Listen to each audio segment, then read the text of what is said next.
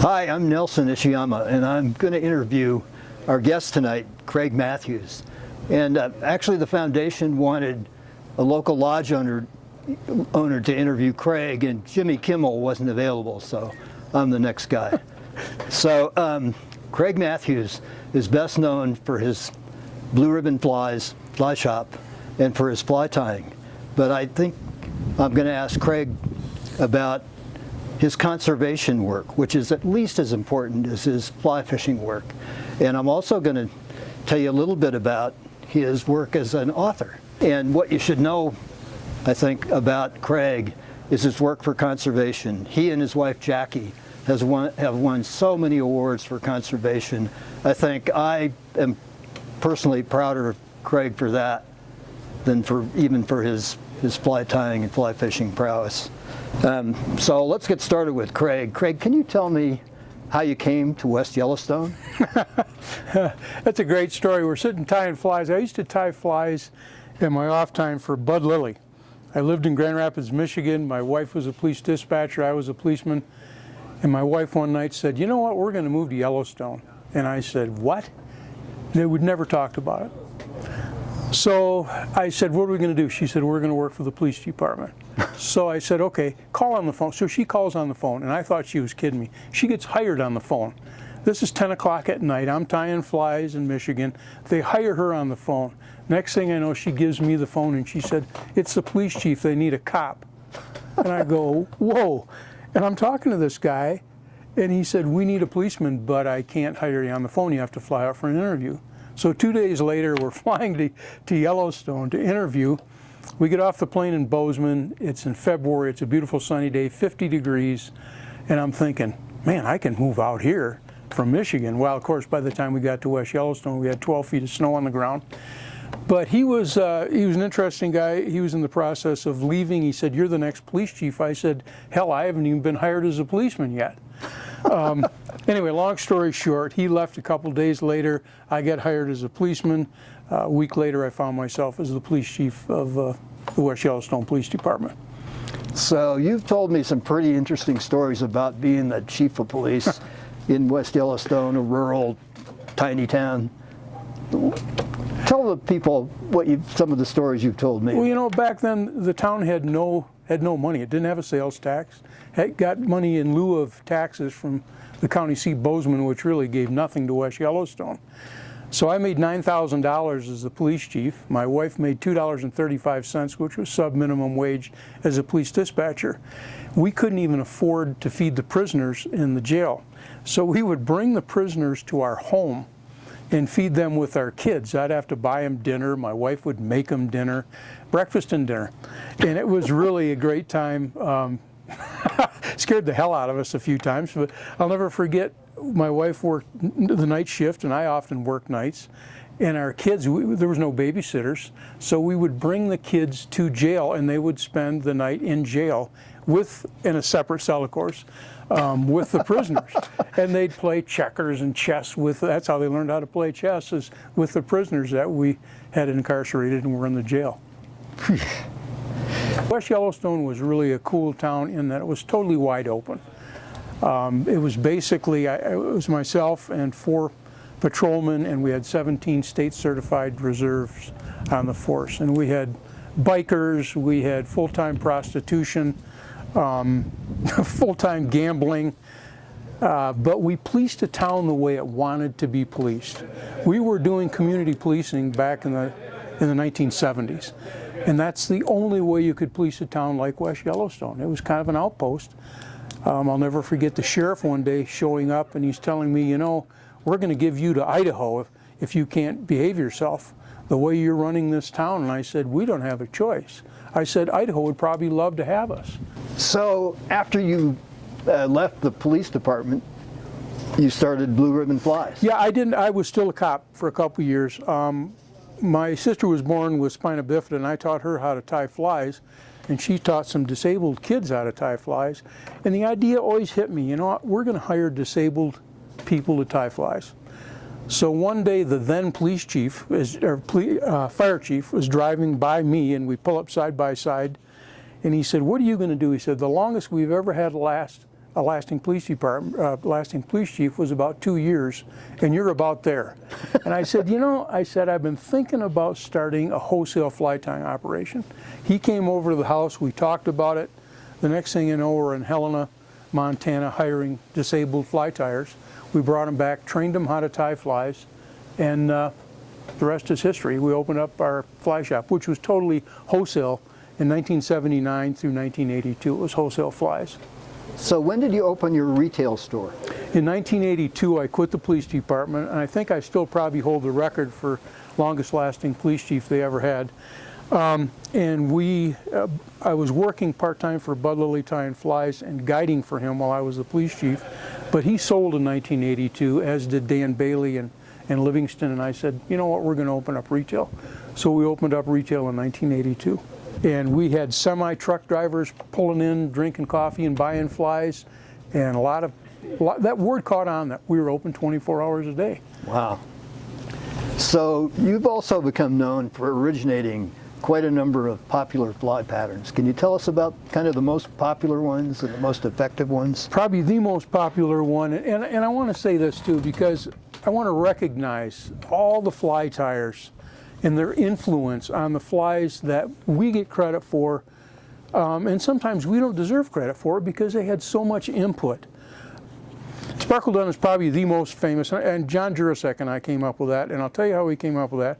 We're at the crossover fence on the Henry's Fork, and we're sitting there watching these big rainbows feeding, and they're sipping PMD emergers, and we had come up with Doug Swisher and Carl Richards actually came up with these emergers using duck quill sections for trailing shucks. And we thought, wait a minute, we could see that the trailing shucks were glistening and sparkling, unlike duck quills, which weren't glistening.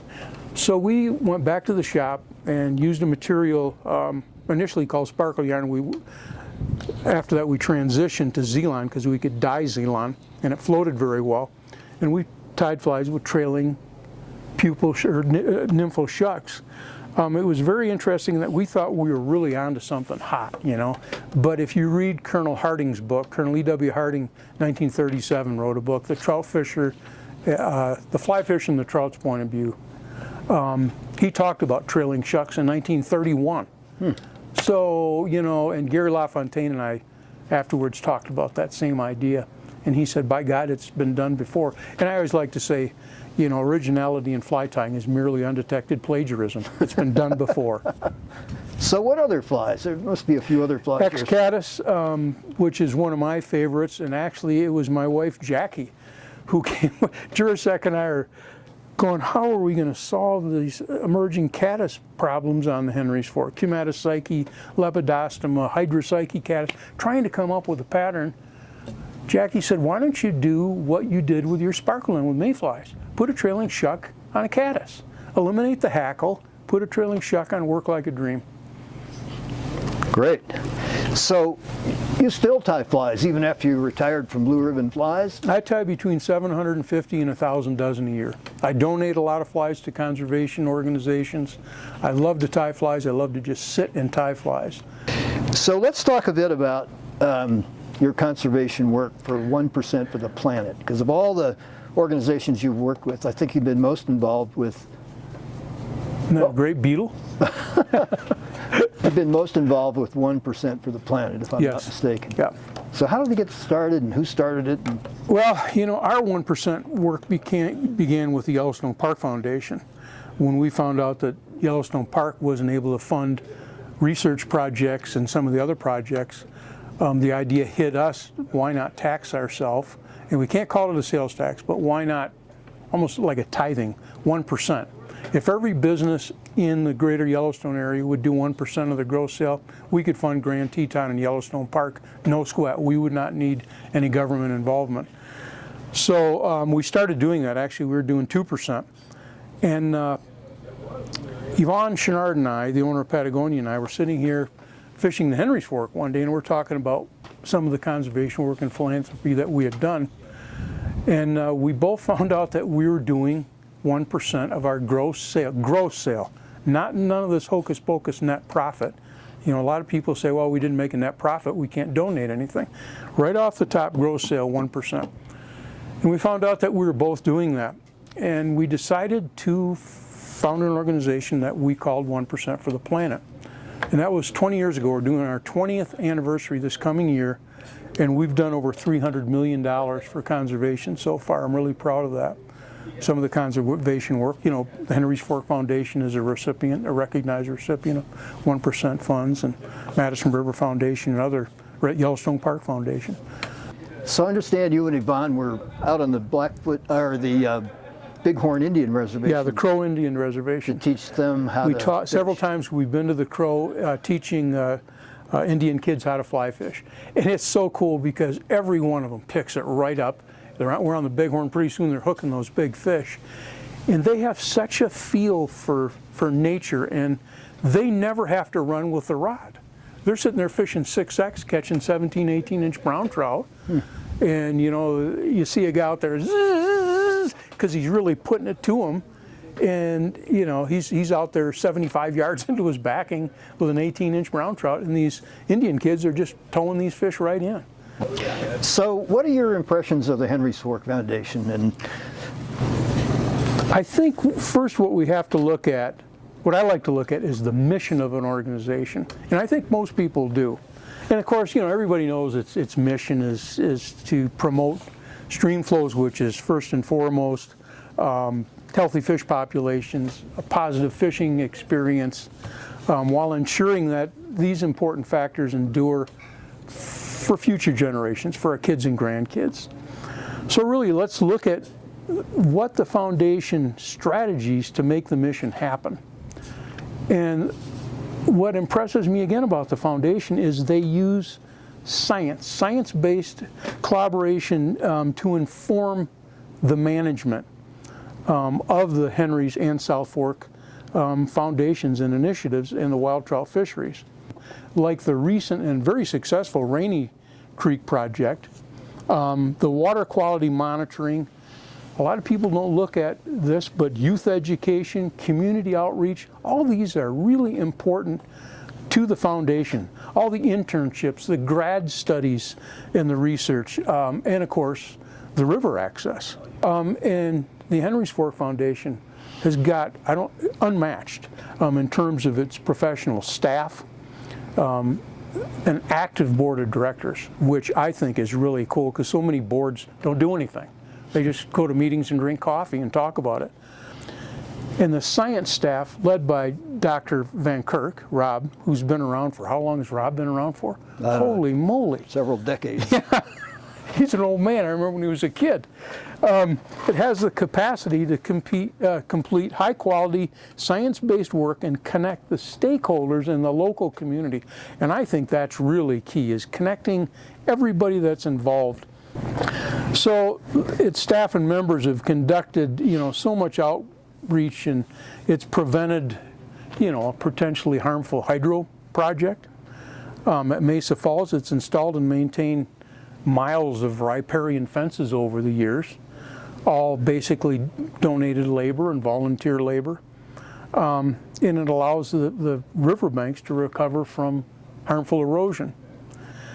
And it's hosted over 50 interns. When I last looked, it was like 30, but now I guess it's over 50 interns. And it's served, sometimes this is corny, but it's served as the voice of the river, the voice of the Henry's Fork and South Fork. It's developed the South Fork Initiative to expand science-based collaborative approach to nearby watersheds whose management can impact the Henry's Fork and South Fork. And finally, it's invested decades building relationships with water users. And we all know how tough that can be when you're dealing with farmers and ranchers, but through the Henry's Fork Watershed Council and the Drought Management Planning Committee and programs like Farms to Fish, it's put in a favorable position to monitor and promote favorable conditions for the fishery. And as the Yellowstone area continues to face, and this is, I think, the most important, the ravages of climate change. I mean, it's hitting us right frickin' smack in the face.